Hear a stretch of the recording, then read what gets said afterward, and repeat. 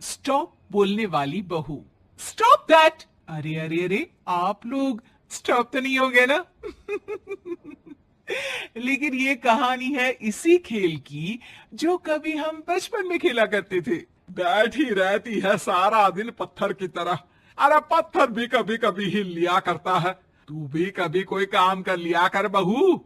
मैं तो बहू नहीं भैंस ले आई हूँ। मीता सारा दिन घर का काम करती, कमर टूट जाती जब वो रात में बिस्तर में आराम करने के लिए लेटती। लेकिन मजाल है सास की, जो उसके काम की कभी झूठे मुंह भी तारीफ कर दे। हम लोग नसीब वाले हैं नीता बिटिया, जो तेरे जैसी बहू हम लोगों को मिली। पिताजी, यही आपका प्यार है जिसके कारण मैं इस घर में टिकी हुई हूँ। पर पता नहीं सासू माँ को मैं क्यों नहीं अच्छी लगती। अब तो 2 साल हो गए हैं शादी को। 2 साल में तो ये सवाल कर रही है। यहाँ मुझे 30 साल हो गए बिटिया। पता नहीं तेरी सास मुझे भी क्यों पसंद नहीं करती।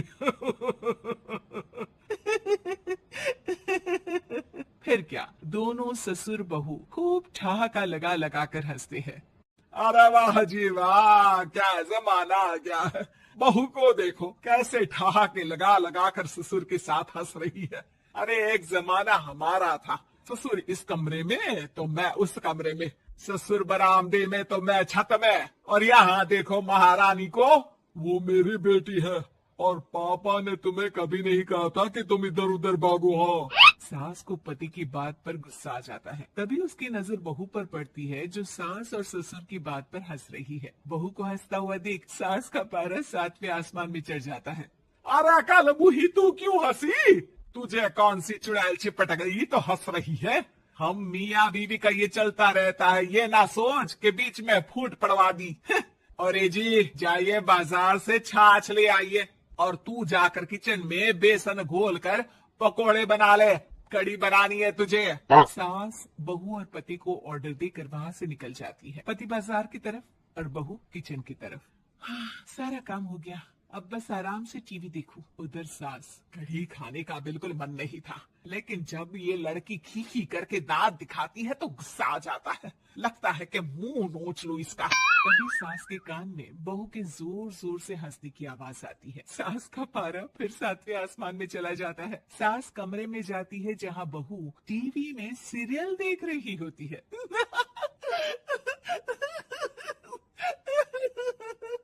अरे पागल हो गई है तो बता दे, पागल खाने छोड़ाऊं तुझे?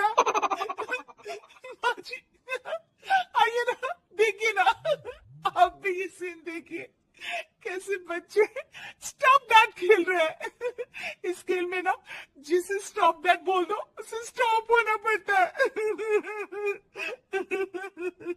हाँ हाँ, बहुत खेला है मैंने भी इसे बचपन में। कोई इतने भी पुराने लोग नहीं है हम। हाँ, काश सासू माँ मैं भी ये खेल खेल पाती। सास को बहू की इस बात पर गुस्सा आ जाता है। यहाँ तो सारा घर फैला पड़ा है, रात के खाने की कोई तैयारी नहीं, और मैडम स्टॉप दैट खेलेंगी। हाँ, अरे चल जाकर छत धो। बेचारी बहू जो अभी तक टीवी पर ठहाका मार रही थी, झाड़ू लेकर छत पर पहुंच जाती है। खुले आसमान के नीचे बहू भगवान की तरफ देखकर कहती है, हे भगवान, ये तो बता दो कैसे मेरे अंदर भी कोई क्वालिटी आएगी जिसे देखो जब देखो कुछ न कुछ सुनाकर निकल जाता है। वो रोने लगती है, लेकिन करती भी तो क्या, भाग्य में जो लिखा है वो तो होगा ही। बहू पूरी छत साफ करके नीचे आती है जहाँ सास मजे से बैठकर टीवी देख रही होती है और जोर जोर से हंस रही होती है। टीवी में वही स्टॉप दैट वाला सीरियल चल रहा होता है। मासूम बहू फिर से टीवी देखने लग जाती है। कितना मजेदार गेम है।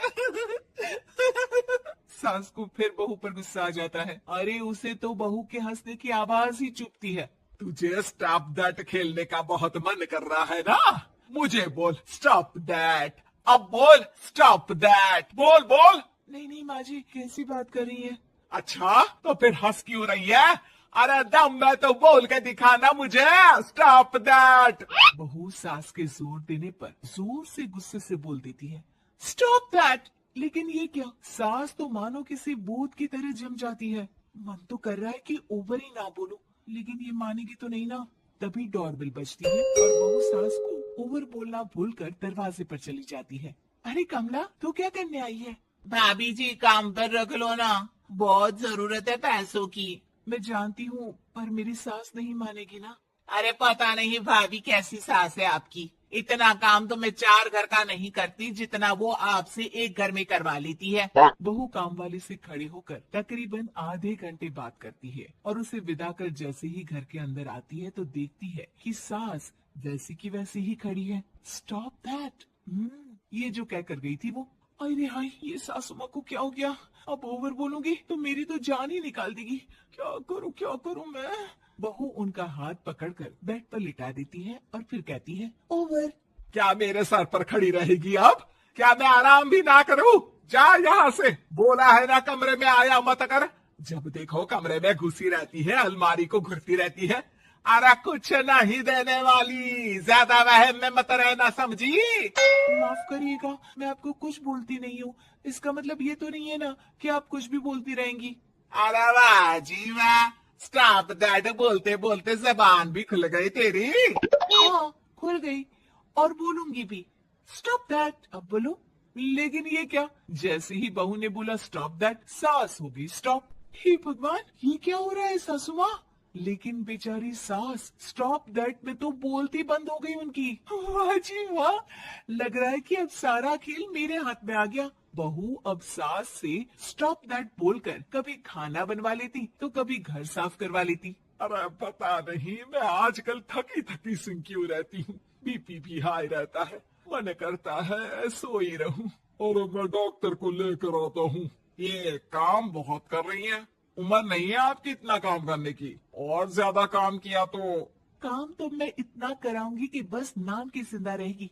बहुत जबान टपट टपट चलती है ना इनकी। ससुर जी समझ ही नहीं पाते कि क्यों उसकी बीवी की तबीयत खराब हो रही है। बहू शीशे के सामने कहती है, सारा काम हो रहा है, मजा ही आ गया। स्टॉप दैट होकर उनको पता ही नहीं चलता कि वो क्या कर रही हैं। अब तो जो चाहे जब चाहे सारा काम इन्हीं से करवाऊंगी।